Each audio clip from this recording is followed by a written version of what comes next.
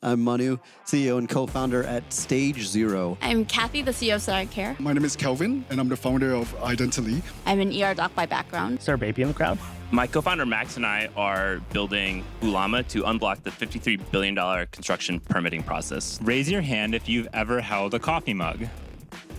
I need some of your product. This is quite intimidating.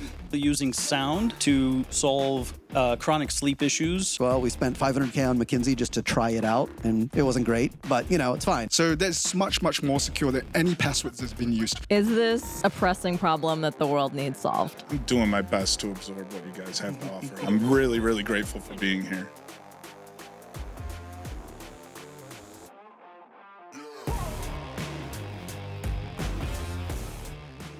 Super excited for the third session, 3.5, technically, if we count the prototype session of the feedback loop, where 10 founders are going to get up here to tell us about what they're building and get feedback and hear about what Jenny thinks from her perspective and I think from mine, and we'll talk about who we are in a second here.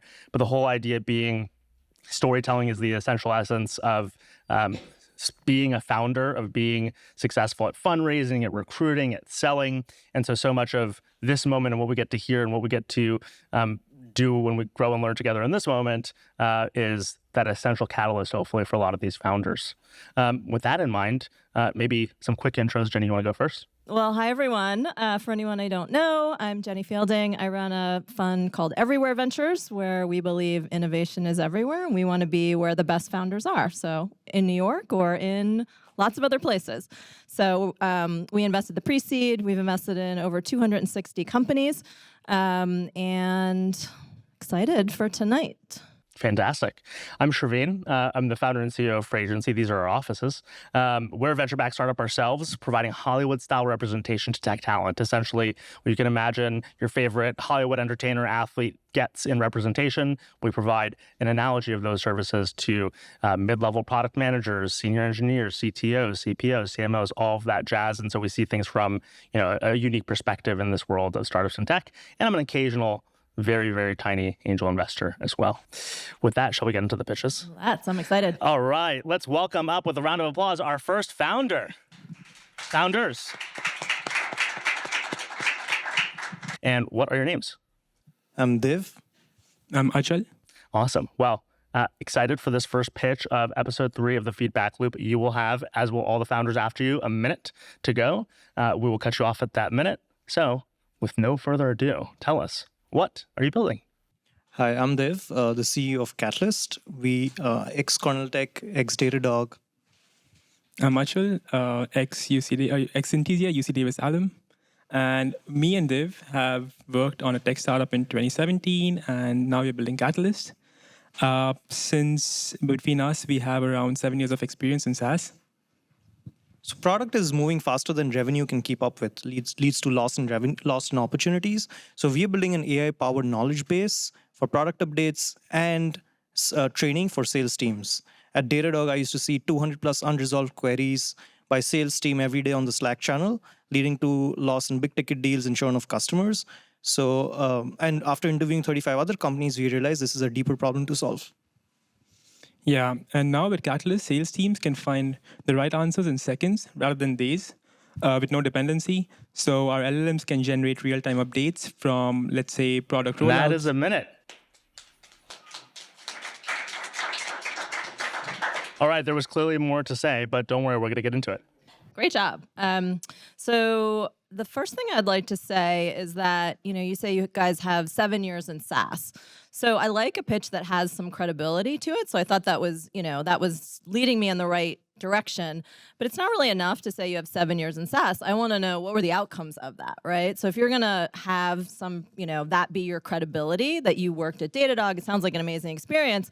Tell us what the outcomes were. I worked on an account that, I brought in $5 billion or something. That would really give me a lot of sense of wow, this is someone who really can execute and I should really pay attention. So I'd say your credibility should be tied to some numbers or something specific as opposed to I went to this school or that school. Not that helpful. And I'm curious, what does the product look like? What's the experience for somebody going to be post-adopting Catalyst versus what they do today? So it's a web app. We have a demo. It's like a web-based app where, let's say, you are an account executive or a BDM or say SDR, and you log into the app. And it connects the knowledge base of your entire organization from Slack, from all the tools, services that the company uses. And instead of going to PMs or any other product person or CSM for answers, let's say a customer asks you a query, you can ask it on Catalyst. That's one. And second, we also give updates like product updates, feature updates, roadmap delays, even messaging collateral. So you're just spending time on Catalyst and doing your sales. So it's basically like a knowledge base with, LLM queries on top. So no and yes. The MVP, yes. But the vision is that we're going to build a graph for our clients where for every update, there's like a domino effect, which rolls out and creates ripples in the company, sharing updates to the relevant people. And we're only doing this for product and sales integration. I think this has to be how your pitch changes. So until that moment, what I heard was documentation and knowledge base will get LLM queries on top. That's not only not that exciting from a vision perspective, but it sounds like a very simple product to build and very competitive. And there are a lot of startups doing something like that versus what you just said as the leading statement of the product. The problem today with the fact that product gets ahead of sales is SDRs, BDRs don't know how to sell when features are released. Sales teams aren't equipped to actually deliver and upsell and cross-sell. And there's this domino effect that needs to happen in really healthy organizations. But today, all of that is locked behind whether or not your product team sits down and educates all of your salespeople. And instead, what Catalyst does is that natural educator using large language models. We're going to take all the change logs, all the product features, all the documentation, and turn it essentially into that waterfall and domino effect inside the rest of the org, leading to those better sales. So, and then I think you need to finish that with why people are going to adopt yet another tool. Right. Because I think that's like the thing that I was thinking about the whole time. This sounds really interesting. How do I get my team bought in? Because they're already using all these other tools. Yeah. So I think that's how I would end that pitch, which I thought was great. And in general, I'm a product person. So as soon as it's ready, let me know. I'd love to try it out. Good job.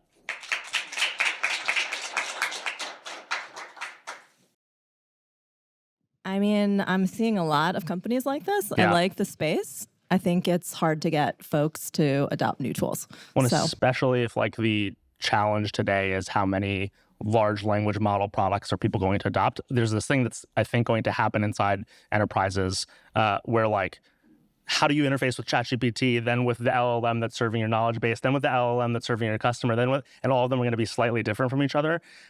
You have to be really high quality, you have to be really differentiated for a company to decide, hey, you're going to be part of this stack. Because otherwise, I think people, even though we're like in day zero, are going to be looking to simplify right now. That said, I want the product to exist. Yeah, 100%. All right, who's up next? This is quite intimidating. We're so friendly. We are. All right. What's your name? My name's Justin. Are you ready to tell us about, are you good? Ready to go? I guess, yeah. Awesome. Justin, tell us. So, yeah, I'm Justin Kerr. I'm one of the co-founders of Rebel. We're a music streaming app that distributes, streams, and protects music. So the core of what we're doing is protecting music first. Then the way the app works for people is basically it's user-based curated communities. They're user communities where people come onto the app, they upload their music into Rebel.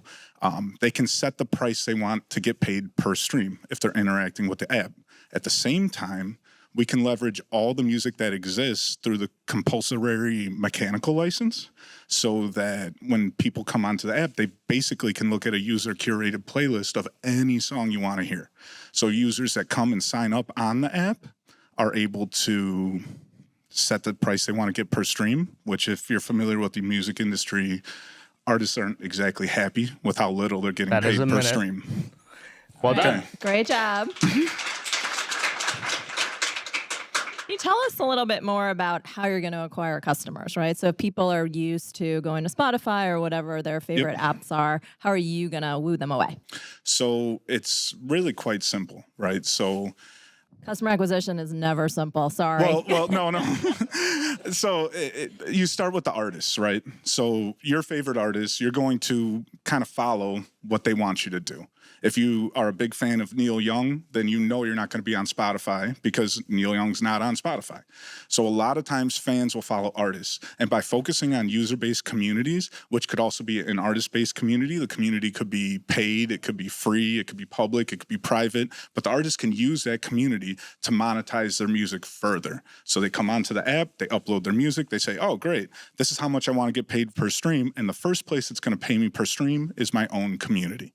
So in that way, you're making it so that artists take control of how much money they're making per stream instead of just turning it over to Spotify or Apple or whoever, because these platforms take away all the pricing power. There's no pricing power in music. I mean, imagine you create something and then someone tells you, hey, you're only going to make this much for it. And you say, but I spent $1 million on this, right? So just one piece of feedback, anything that's a marketplace or consumer, you kind of have to start with acquisition, right? Because acquisition is really hard, right? I mean, you are either going to pay all your money to Mark Zuckerberg or you have some real organic, loop, right? And so we do as well. Okay, tell us. So one of our co-founders, he runs open mics 7 nights a week in New York. He does them in kind of a unique way. And those open mics are attended by 100 to 150 artists and listeners every night of the week. So that is our first community. That's our community base. We hold weekly calls that, discuss how we got to where we are. We have about 30 to 40 people that join our weekly calls, right? We don't have a huge social media following, but we do have very good in-person following, and that's what we're using for the first version of what we're doing. So I want to take a step back and think about it sounds like what you're building, if I'm really reductive about it, is some kind of like Patreon, but for musicians, essentially, right? Sure. There's going to be like some novel access that artists will be able to give to their biggest fans in some sort of membership format. There's an exception to that. Okay. So in addition to that, we also are going to use a mechanical license, which is compulsory, meaning that we won't just have access to the music that users upload to the app. We have access to all music. Why is that important? So for a listener standpoint, do you want to go to an app that has some music, or do you want to go to an app that has any music that you want to listen to? So this is where I go to how I would have answered Jenny's question differently. The thing to think about is what is the core of your product? And when she asked about customer acquisition, I actually think you both didn't answer the question. You went for a lot about, kind of the environment that you're in. And then you also didn't answer directly kind of like, okay, what could that look like? And I think there is an answer in your pitch, which is these sorts of Patreons, these sorts of membership-based communities, the cost of customer acquisition is actually interesting and dynamic because it's about artist adoption and dragging their communities in. Right. And you actually aren't, I think, based off of what I'm hearing, a Spotify-type play. It sounds like you want a little bit of, hey, you can get any music you want while you're on a platform, but you're a play where if a bunch of mid-sized artists bring their users on, right, it doesn't need to be a lot of their users because now it's maybe $10, $15, maybe even $20 a month for exclusive music, behind the scenes, community. And so your cost of customer acquisition, there's going to be an ultimate number, and it's related to the artists you bring on, but it allows you to say to Jenny or someone like that you're thinking about from an investor perspective, we don't have to think about getting to 5 million users, because when an artist with 10,000 fans come on and each of those fans is paying $20 a month, that's significant revenue for both that artist. They're going to be really excited by our platform and for us. And so we think of cost of customer acquisition as not competing with Spotify directly, but instead using artists who want to monetize their fans differently. And that'll allow you to answer that question. And the way to identify that is when she asked that, it's like, okay, my mind, and I don't know if this is where your mind went, was like, actually, that's maybe not how a Patreon-style business would necessarily think about their growth, right? Immediately. It's not a cost of an individual acquisition, it's the artists, and they drag their community on. Right. So just think about the fact that that's true for your business and embrace that. Okay. As part of your story. I'm doing my best to absorb what you guys have to offer. I'm really, really grateful for being here. Doing a great job. I'm glad you're We're here excited. too. Good job. All right. Thanks for sharing your story. Thank you.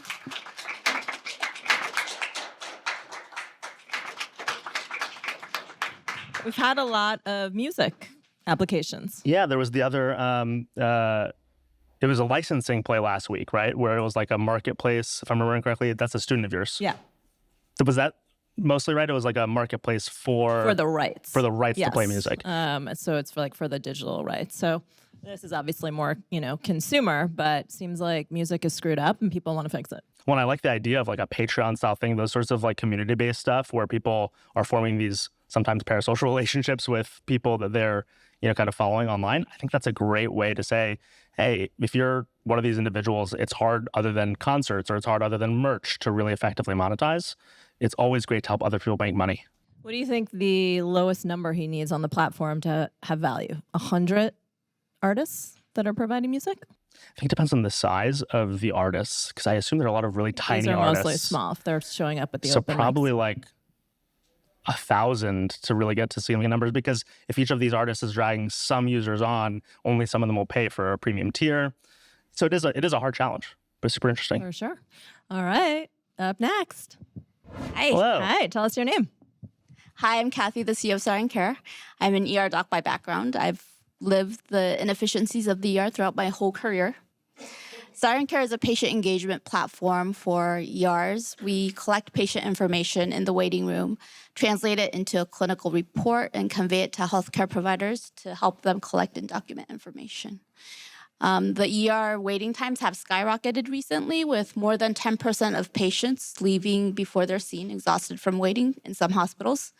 And we're tackling this problem from both sides. So we're helping the clinical workflow and also engaging patients while they're waiting.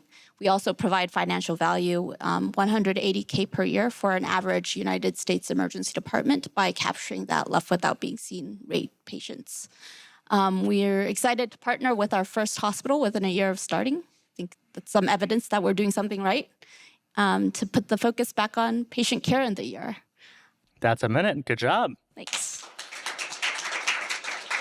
As someone who comes from a family of physicians, I love just this Also concept. come from a family of doctors? Do you? Yes. Yeah, it's a thing, I think, with founders, by the way. That's Weird. a theory we have to get into later.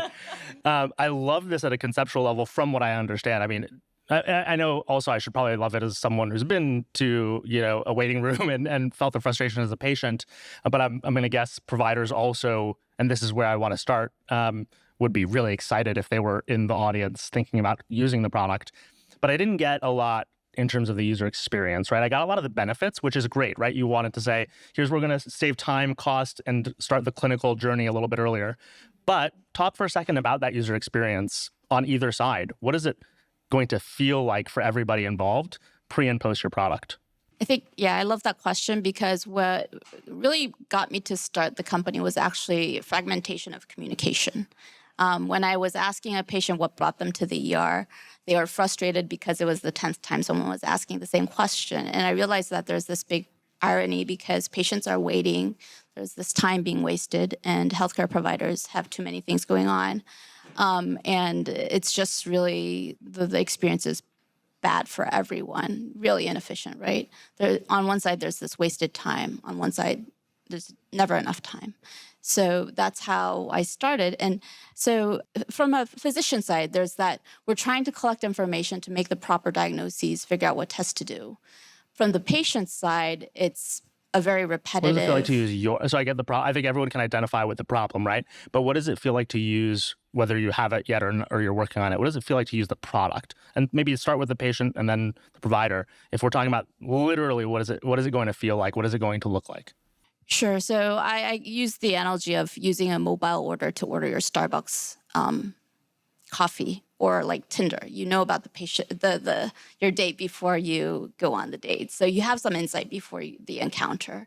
And for the patient, for the physician, they know something about the patient before starting to ask those questions, instead of having to start from a blank sheet and collect that basic information. So is the patient receiving a form?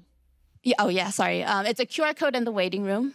Like you would use at a restaurant to see a menu. They would answer questions that any good emergency medicine physician would ask around their symptoms. In what format? Is it a form? Is it a if-then statements?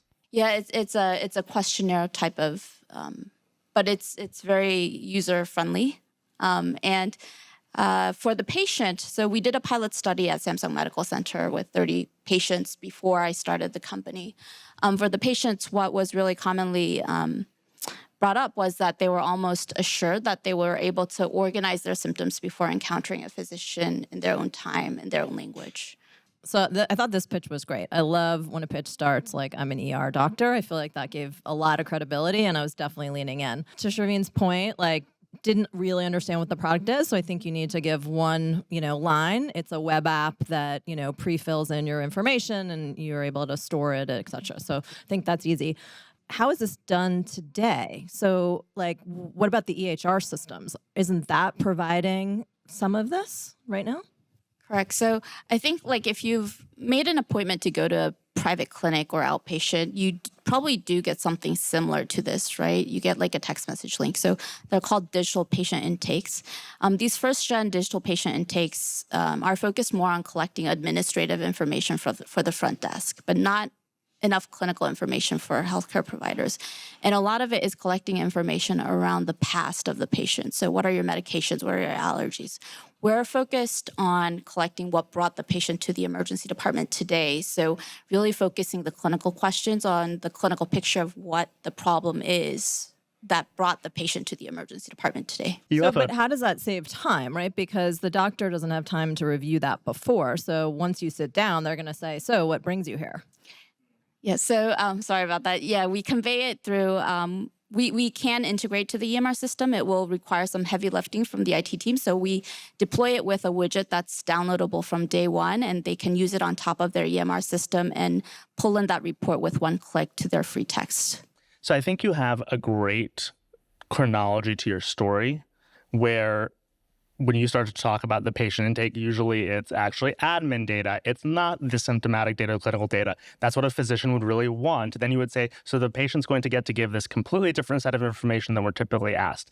Then we're going to package that data, whether it's in the form of an integration that will be, maybe another question you have to answer in a pitch, because anything in health tech, that's going to be an investor's second question is like, how are you actually getting integrations done? But then you say, great, we're going to package it in one way or the other, either on an integrated platform or not, and give it to the physician in an easy to digest way, because I assume that's going to be part of what you would have said if you had more time.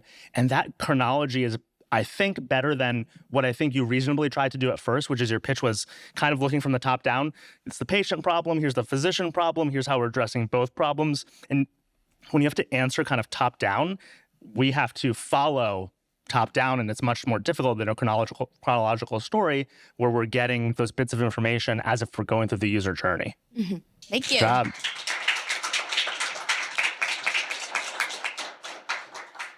How afraid are you of integrations in this space? I feel like that's like health tech's biggest worry. Yeah, I mean, I think, this is actually interesting. I didn't realize that this was such a pain point, but I do think, if you can speed up the ins and outs of the ER system, it's interesting.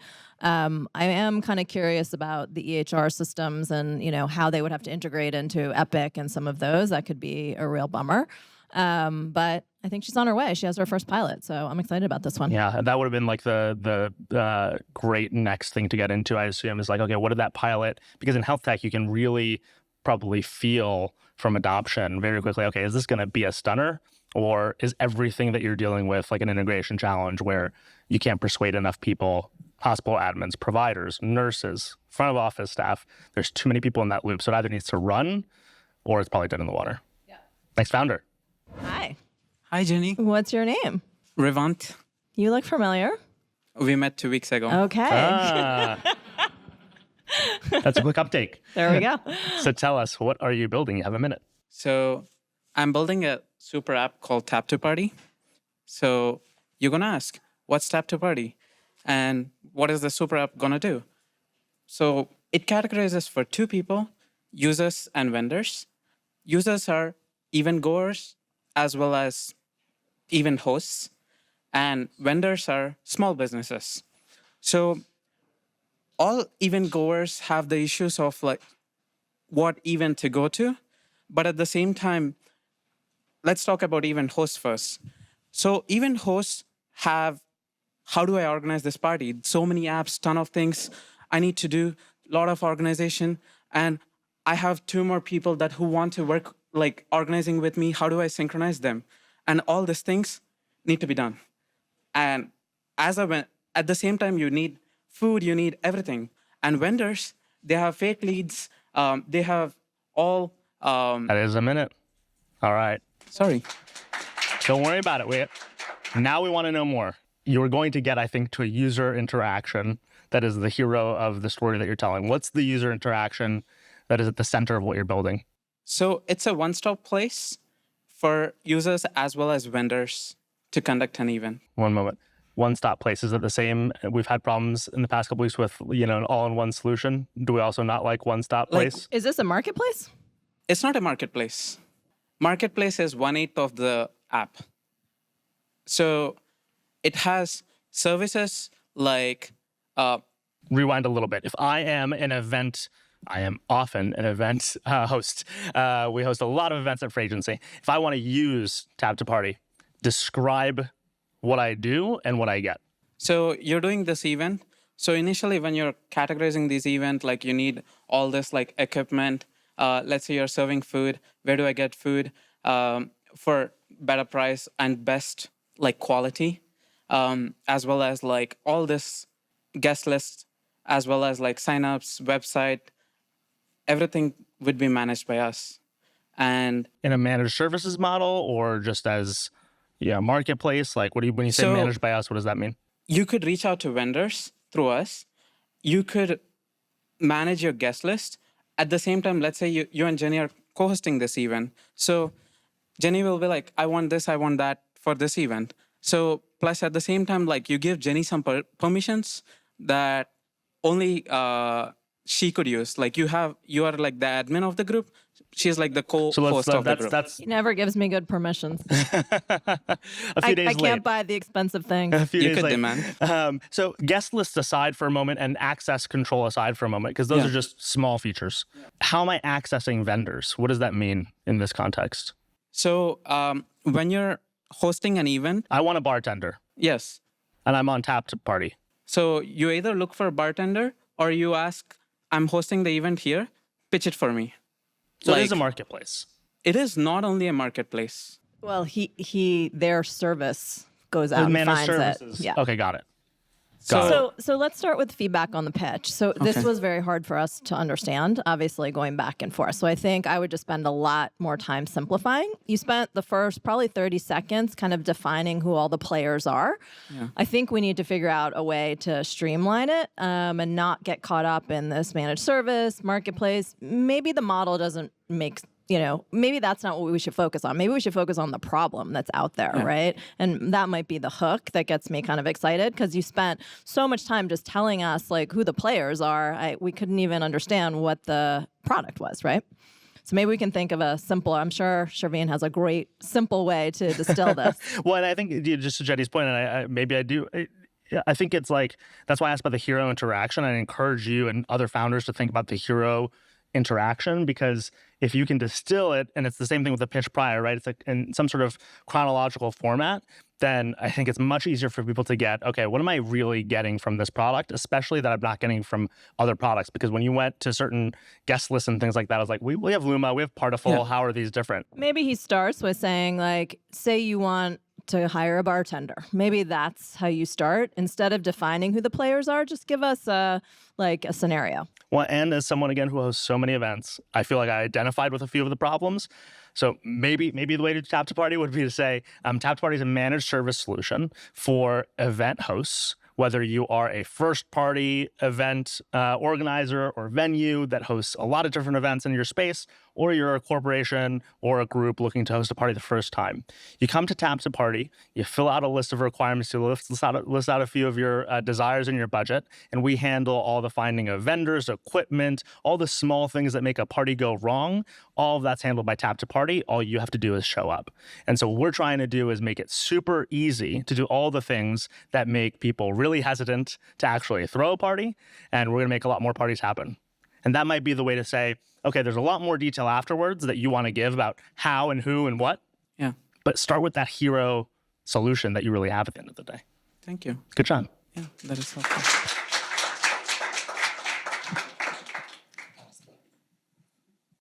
Did sound like a marketplace to me, but a managed services marketplace can be a great business. I think There were a lot of players to define. Yeah. Marketplaces or managed marketplaces, whatever you want to call, are just, they're hard to define, right? Yeah. And so I think in that case, you pick one side and you tell the story from that person's perception. So I still think that, say, Sherveen, you're looking to hire a bartender and then kind of go through the flow might be a good way to start. Totally. All right, next up, what's your name? My name's Manu. Manu, welcome. Thank you. Whenever you're ready. Awesome. Hey, everyone. I'm Manu, CEO and co-founder at Stage Zero. We're building SaaS for medical device companies to find the next billion-dollar product to launch. So today, companies like Medtronic and Johnson & Johnson spend $42 billion in R&D trying to figure out this very question, and they do it by months and months of manual research. So they'll manually go to like the FDA website or literature or patent data, trying to answer key questions around technical feasibility, regulatory pathway, market growth. And so because it takes so long, they only get to evaluate like 10% of the product ideas that's in front of them. So what we do at Stage Zero is bring all those data sources into one place and actually help R&D leaders answer those questions 10 times faster. So we're working with design partners today like Medtronic and Johnson & Johnson. And my background is in building medical devices. My team has sold enterprise SaaS and built AI applications. So yeah, that's Stage Zero. Good work. Great job. Is this a product or a services business? It is a product. It's a SaaS product. How? Explain that to me a little more. Yeah, so basically, we're bringing kind of all those data sources into one place where they can, the way these companies operate is they'll have all these different, what's called unmet needs that they're evaluating. So they've got this pool of like, okay, we could go after any of these products. And so today they're like basically manually going to these different websites to try and, answer questions and figure out like, is there a market opportunity here? And so in our platform, they can have, instead of going to 20 different places, get those answers effectively in one place. And so a subscription model is what our design partners are open to, where they're like, yeah, great, we've got all these ideas. If we're only able to evaluate 10%, maybe we can actually evaluate all of them and find like the best 5 to move forward. When you say data or websites, what are we talking about? Yeah, so they will manually go to like the FDA website, which is incredibly clunky, and be like, okay, like we're exploring bariatric disease. What kind of devices exist there? And the FDA has like 5 different databases of like devices that have been recalled versus like what's been approved. And so they're trying to get a quick sense of like the market landscape, like what's already out there, who's already done this, to figure out like, are we positioned to do this well? And so they'll do the same thing maybe with like the USPTO website and be like, well, who holds IP in these different areas? And then they'll do searches on like PubMed, where they'll be like, okay, like how many cases have there been? And like they'll look up patient data and like how many procedures are happening. So they're like trying to like triangulate an answer by basically going to all these different like front end clunky interfaces. This may be where I got a little bit lost in the beginning. And I'm not surprised this is the answer, because I was otherwise going to be really curious as to how you did what you did, because you said they don't know what really expensive and hard to launch, you didn't say precisely this, but medical devices, they want to invest in. And so I was like, oh, there's going to be something he does here that like runs, large language models in a simulated environment so you can see how much these devices cost or how they would work on a population, or maybe you found a really cheap way to run prototypes or something. But your solution winds up being about a problem I wasn't familiar with. So my brain went to this like, oh, he's building some sort of hardware prototype thing. Oh, I see. Versus you're saying actually these companies, Medtronic, J&J, some of the front of funnel thing they do before they decide to invest in an area, find out about patents, find out about data, what patient demographic data exists, who's tried this before. And this is a really arduous process. All of this data is scattered. It's not verified. There's someone who needs to go actually aggregate it. And so we bring that to one place. And that would allow me to understand, because again, I went to a different path, right? And then at the end, I was kind of like, wait, hold on, what is a data source in this, right? And so because you have something that maybe people aren't as familiar with off the bat, you might need to do a little bit more than some other pitches that needed to go further into their product. You might need to start a little bit more in that problem definition. Give more context, yeah. How would you define the market size? I mean, I know medical devices is a large area, but this kind of data aggregation of potential problem areas, how are you going to build a massive business on that? Yeah, so basically these med device companies are going through what's called a stage gate process, which is why we're called Stage Zero. So we're starting at the very first part of it. And so our goal is to really build deep into the workflow all the way from de-risking the idea to product launch. So there's a lot of functions that go into like actually getting to that point. So we're starting here where there's still billions of dollars spent. Like we were talking to one company where for one idea, they basically were like, well, we spent $500K on McKinsey just to try it out, and it wasn't great, but it's fine. Like for them, like reducing time to market is everything. So while we're starting there, our goals is to really expand deep into that workflow. There are some kind of interesting long-term vision things we haven't transparently figured out, because like one question we've thought about is if we're really helping them find the billion-dollar product, is there something more we can do to capture that upside? Right? And like, is there kind of like a new like Atom-wise for medical device companies that's what type I thought. of approach? That's why I asked if this was a product or a service, because I thought you were there kind of making these matches and then facilitating, which I think is kind of interesting, but maybe not venture backable. Yeah. I think there's still some questions on our like long-term vision that we're still trying to figure out for sure. Super interesting nonetheless. Good work. Thank you very much.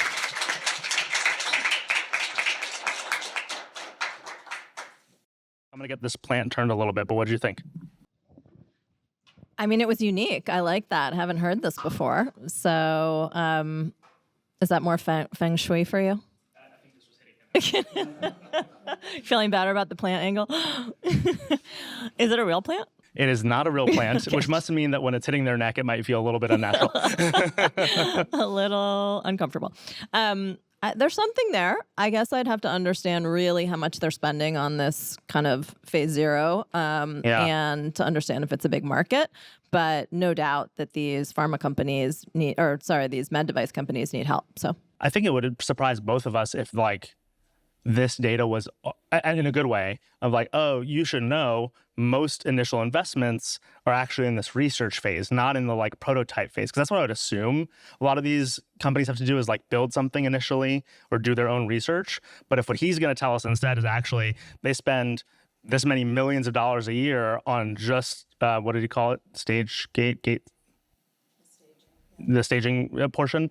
That's a surprising fact where they're like, kind of they're the solution to it. I guess the thing that was also confusing is like, what exactly are they out there aggregating the data of? It's a little amorphic. Totally. So anyway, Super all right, next up, what's your name? My name's Tice. Tice? Yes. Welcome. Good to be here. Ready when you are. My co-founder Max and I are building Ulama to unblock the $53 billion construction permitting process. Architects have to get their designs approved, and they have to be code compliant. Government reviewers are checking these, and our software will look at their designs for code compliance, pre-check it before submission, and ensure that it's compliant, and share those results with government reviewers. So instead of months or years to get approved, that process is now days. I'm a former urban planner, and I've seen firsthand how permitting grinds construction to a halt. My co-founder, Max, has over a decade as a software team engineering lead. And while we were at Cornell Tech, actually conducted research on parsing regulatory text with AI to extract rules. We have a prototype that's done. We're shipping it to our first design partner. And we have a wait list of over 30 architects to test our prototype. With this, we're going to be able to expand across the construction lifecycle by establishing this project. Well done. That was a great pitch. That had all the essential elements to me. Is this someone you've pre-trained? No, but I loved it. Oh, nice. I thought the Cornell Tech student, problem definition, very clearly clunky existing process that a lot of people in the world, especially in New York, hate to deal with in the world. The solution itself felt very clear to me to imagine in terms of if your software can do those checks and then send that stuff out, okay, great. As long as that's technologically feasible, which I might not understand as someone who's not a subject matter expert, but I assume if you're telling me it's possible, it's somewhat possible, then credibility from you and your co-founder, which I think is underrated in the co-founder aspect of like, you're the subject matter, and then he's the ability to build the actual software here that sounds somewhat complicated to look at plans in this way, feels like it's not trivial. Wow. Yeah, I thought it was great. Can you tell us how this speeds things up on the kind of permit or government side, though? So I understand how it helps the architect get done, but how does it actually make those slow pokes move? Yeah, so the final output of our design check for the architects will generate this report that they can send alongside their designs to government reviewers. So now government reviewers can compare those designs against our report and go through the the design much quicker and ask for less revisions overall. How did you do your diligence on that? Because it could still sit on a pile for months. And so, you've made it easier, but if they're not, adapting it, then it's not necessarily going faster. Yeah, we talked to about 10 plan reviewers at government agencies so far. We're going to do a lot more, both interviews, but also outreach to them to get them familiar with the product. But they all want something to help them in the review. They have huge backlogs, and they're trying to find ways to do that, but they don't have the staff to create their own software for this. Can I make a guess here? You can tell me if I'm right or wrong about this space. Is a lot of the delay back and forth between government and people submitting for approval? That's exactly what it is. That's your answer to her question. How does it make the government move faster? The government's going to love this because the software you're providing makes all of those architects and all of the firms related and submitting all these approvals much better at being right the first time, or at least getting it all the way to the end zone. And now it's just that last bit. And so the government's going to love receiving this checklist. The customers who are subscribed to your product seem to be far more compliant, and it reduces the back and forth. So whether or not the government, even realizes it as it's going on, they're going to benefit because there's far less of this back and forth that currently is maybe 50% of the reason for these delays, in addition to the fact it's sitting there. And so, make that part of your pitch too, because I think that's about your product shining in that hero interaction. Okay, great. Great job. Well done. All right, thank you. Yeah. Very, very, very cool. Those Cornell Tech students are sharp. Yeah. I thought it was some pre-training from you. That was a very good pitch. All right. Are we ready for the next one? Yeah. Kelvin, tell us, what are you building? Hi, everyone. My name is Kelvin, and I'm the founder of Identity. So cybersecurity is a big issue today. So there are 3,200 data breaches in 2023, and that drives about $14 billion in losses, and about 86% of these are due to compromised passwords and credentials. So traditionally, a business and organizations, they encrypt their documents through password. But password could be brute hacked, could be phished, could be compromised in many, many ways with the rise of supercomputers as well. So at Identity, what we're doing, we're actually capturing your biometric data and using that as the encryption key in encrypting documents. So we ensure that only the right recipients receive the files. So we do have liveness detection that ensures there is a live subject. There's no photos or videos in that sense. And our team have 15 years of experience under our belt in computer vision and biometrics. So we're just passed into production. And for all the audience who are interested, please go to our website. There's a mailing list below that we would love to give you early adopters rewards. That's about a minute. Good job. How does it work? We hear a lot about security breaches, and everyone seems to have a newfangled way for us to stay secure. So can you just give us a high level of how this works? Yeah, sure. So we're a SaaS platform. It's very much like Dropbox or Gmail that you go to the website, Identity, and you sign up an account, and we actually register your biometric features. We don't store any images. That's a clear message that we want to bring across. We just capture that data, and we made that as a hash key, a 50-character hash key. So that's much, much more secure than any passwords that's been used. And we use that as the encryption key in encrypting the files.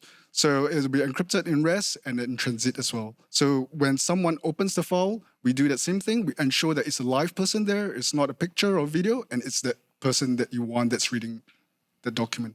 How much is I didn't hear about convenience as being a huge part of this, but if I'm thinking about, I don't encrypt many of anything in my life, and most of the reason for that is how clunky it is to do with existing solutions. And I assume some of that clunkiness will never go away, but biometrics feels like it would solve at least 30 to 40% of it. Is that part of it too?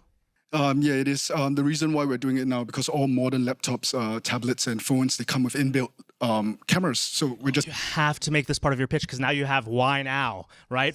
Investors always want to say about the why now, and I actually think sometimes that's probably overrated in a pitch. But when it's relevant, when you can say, well, for the first time pretty much ever, we not only have cameras on every laptop and every phone, they're high quality, which means we have the ability to match them using biometrics and hash them appropriately, and think about the live photo versus the real-time thing. I mean, maybe that's part of also the reason that some people are going to be surprised and go.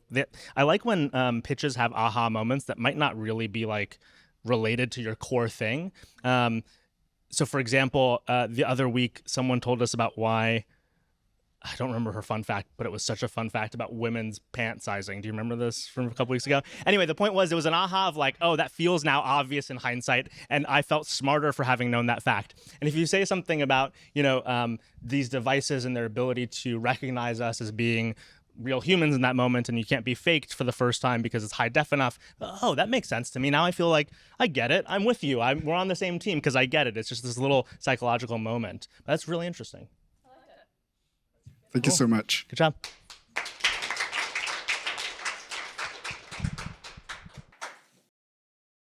%90 of women can't find pants that fit. She had, hold on, I want to remember this. She had a fun fact around why it was sized that way. Don't fit a size. It was about white women.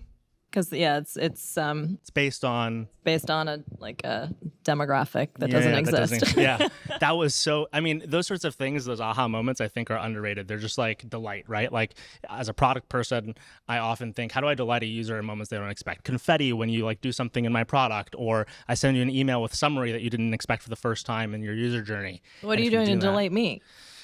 I got you this plant. Thanks. Okay. I like that. There's so many of these kind of security applications. It's really hard to know. So I think the one thing that was missing from his pitch was, how does he go to market with this? Yeah. So it is very tough to get consumers to do things like this. Totally. All right. Next up. Hi, I'm Jeff McSpadden. Hi, Jeff. Hi, co-founder, CEO at Composure. Okay. When you're ready. Yeah. So at Composure, we're actually using sound to solve chronic sleep issues within the trillion-dollar age tech market. And we're going about this, because up to 75% of older adults in these senior living communities are suffering from poor sleep quality, which leads to declines in physical and mental health. It adds a lot of burden to staff, and it's driving up the cost of care for the operators. So we're selling directly to senior living operators and delivering our custom sound sequences that we've developed and are clinically proven to improve sleep quality for older adult residents. And we're doing this at scale through our deployable networked audio system that's fully remotely managed and requires zero effort from staff to operate. And we're sort of outperforming typical solutions like consumer apps. About a minute. Oh, wow. It goes fast. It does go fast. Okay. Thanks. I need some of your product. And I don't live in an old age home yet. Sleep is a human problem. Yes. I'm not a great sleeper. So can you tell us how this works, these sonic tones? So we're combining sort of, not all sounds are created equal. So I'm a composer by trade. So I've worked in the film and TV industry for many years. I was a performing musician before that. So I really know and understand how sound is applied in different ways to drive different outcomes. So we use music when it's helpful. So that's for cueing when it's bedtime, helping create a calming environment for people to fall asleep in. And then that slowly transitions into pink noise, or a variety that we've created of pink noise that works to eliminate all the distracting noises in these congregate living settings. It's a very noisy, distracting place to live in, unfortunately. And we operationalize this through our own turnkey solution that we deploy. So we install one networked streaming speaker per bed in these residences that becomes a streaming endpoint for our content directly off the cloud. And how is it going? It's great. We launched just mid-year last year. We've got 3 pilot communities that we work with now. We're onboarding a 4th up in the Bronx very soon. 5 more coming before the end of the year. Doing really well. I mean, our sales pipeline, just since January grew 300%. Where is this budget coming out of these old age homes? It's kind of a combination of things. So for the hardware side of our solution, which is roughly 60% of year 1 budget, is coming from CapEx. And then the ongoing SaaS side of it, the subscriptions, is more of a, it's a chef's choice, whether the community wants to absorb that cost on the behalf of quality improvement initiatives for the community, for their residents, or they pass it on in the resident's bill. We've been working on price points so that it can be flexible for them to make that decision pretty freely either way. So I call this a pitch, a lot of moving parts, right? So there's, you have the hardware, you have the software, you've got the end, you have the poor people that aren't sleeping, you have the people you're selling to. So I think in the pitch, which I thought was good, maybe you didn't get everything in, but I think maybe distill it to one kind of pain point. Does that make sense? Like, just focus on one thing that you can do really well here, because I got distracted with the how does the sonic thing work and whatnot. So maybe I wouldn't go into the technology in this case. I totally agree with the single thing, but mine actually is the technology, but maybe also the science as like your hero story of, hey, sleeping is really difficult. Yeah. And there's sound that actually can be designed around encouraging sleep. You'll have, I don't remember all the details, but pink noise to introduce you, or music to introduce you to sleep, then to keep you asleep is pink noise, then brown noise. And this is something that, all sleepers could use. But you should know that the worst of it comes, and where the outcomes could be the most beneficial, is in these homes. I think that's good. Yeah, that was it. Maybe don't start with the old people, because I was getting distracted about that, because this is a problem I have. So maybe start with the universal problem, and then say we're starting with old age homes where this problem is much more acute. I thought that was great. Yeah, exactly. And by the way, I feel like that also gets to Jenny's point earlier of like, she wants this product. I'm assuming it can eventually go to normal users too, right? Yeah. I think that's something to think about. If your product can go to everybody, don't attach at the front end this one use case. It's a great thing to say, my first go to market is this. Right. But you don't actually want to be this very specific product for this very specific audience. You want to be a generalized product with a great starting go to market that has advantages because they really need it. Great. Yeah. Super helpful. Thank you. Very cool. Good Yeah. work. Appreciate it. Yeah, I think the old age was throwing me off with the sonic sounds, and so I like your point. Go broad and then focus in on a beachhead. And especially if, the other thing that the old age portion did for me, I'm like, your questions were some I had too. Budget and how do you install these? And he might nail that, or he might not. But by putting it at the end, that's not the existential threat. The existential threat is more the science and the effectiveness. I like that. Hi, welcome. Brought his cup. He did. What's your name? My name's Dan. Dan with the cup. Tell us, what are you building? So raise your hand if you've ever held a coffee mug. All right, so from a... Sorry. I'm just still focused on the cup. So from a physics standpoint, a traditional loop-style handle is one of the worst ways to make a coffee mug handle that's comfortable to hold. So I did what any reasonable person would do and used my robot engineering background to create 57 different handle shapes on a quest for the best mug handle. And so now we have the Quirky Cup, and its first 100 are coming in May of ceramic mugs is where we're starting. And they're available for pre-order on quirkycup.com. We have coffee mugs on the blockchain, because why not? And we're working on AI hand scanning with your phone to create personalized manufacturing for custom mug handle shapes to achieve the perfect, most comfortable fit. So cheers to better morning routines. And that's Quirky Cup. Wow. Can we You can hold it if you want. see the cup? Okay. But that's a cup for you. Like personalized. So right now there's general, and there are two sizes, so there's a smaller size as well. I bet you would like the smaller size too. Yeah, it's kind of like it. I think it's this handle thing, which is very comfortable. Kind of looks like a gun. Yeah, I was going to say it looks a little bit like a gun. Maybe one day people will look at a gun and say that looks like a mug. That's a good, I've reached the height of my ambition story. It'll be when people All right, prefer the I handle. have to ask the question. Is this a pressing problem that the world needs solved? Are people waking up going, I can't hold my mug anymore. Please help me. I think so. I Okay, wanted we're to have going to it pull solved. the audience. Pressing problem? Okay, we got one. We had a good we got two. We got two. Someone said that it's we buy things we don't need, which is true. Novelty product also true. So I have here's a pitch feedback thing, because are you really doing this? Because you added, I think, a joke, and then you added maybe a joke, but that I thought of as the most interesting part. So the blockchain thing, I assume, is like either a gimmick or a joke, right? Both. Yeah. Okay. But what about It is actually being done, but I don't know how. What about the AI one? Is that not? Yeah, so that's part of the roadmap. I figure this is like the flagship product. But really, or are you just saying that? Was it a joke? Yeah. So if you look at AI hand scanning technology today, if you look at all like the palm reading apps, and if you look at like tailored ones, they're all designed for torsos. Palm reading apps are like designed. They don't have like advanced hand scanning, and so there's actually room to make better tech. Let's say you sell 5,000 of these in the next few months. What will you do next?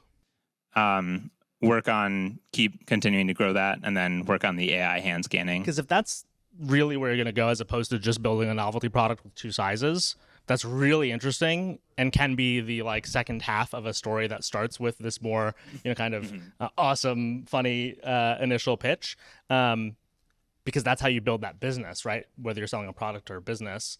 I could actually imagine that. When you said that, I was like, oh, that's compelling. Yes, maybe it's not the most pressing thing, but you can imagine a world in which so much more of what we do is going to get personalized because the cost of personalization is going to come down because of AI. Then my brain is just going along with you from a thematic perspective. Even if I might not think this initial solution is actually the most important thing, I might imagine what's more significant than a mug to also apply that hand scanning technology to. What other things could we 3D print based on AI personalization? If that's real for you, if more mugs is the thing too, that can be successful. But yeah, those are my thoughts. That's where my brain went. I think we're good. All right. Thanks for sharing. Thank you.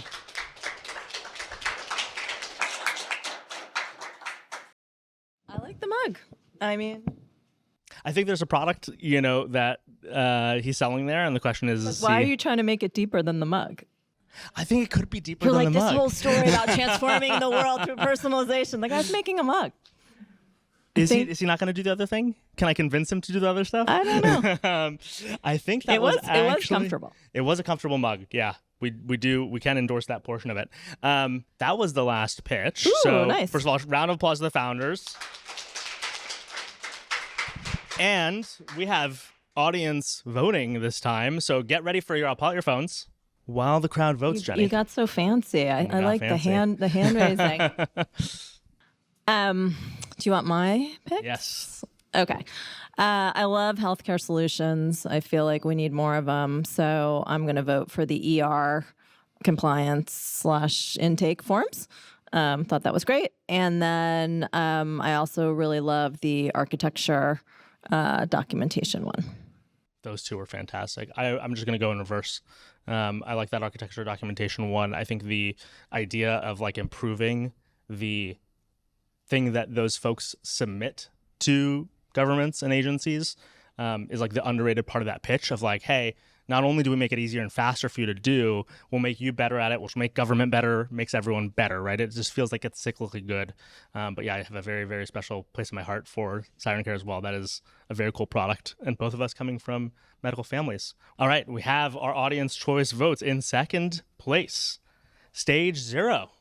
Oh, nice. Congratulations, All Stage right. 0. Medical devices. Medical devices platform and data source. And then in first place, congratulations to Ulama, the construction permitting company. Great Good platform. one. Takeaways. These pitches were good. These were great pitches. Yeah. There are a lot of products there that I feel like maybe are questionable on the venture backable front. Even actually Stage 0, maybe, to your point, like we didn't know exactly where that was going. Market size. But so many of them addressing something specific. In the past couple weeks, and I gave them a little bit of that hint when I walked into the room, tell them more about how to use the mic and such when someone said, hey, what's storytelling to you? And I said, look, be very specific about what you're doing, and that's more than what it sounds like. I need to hear.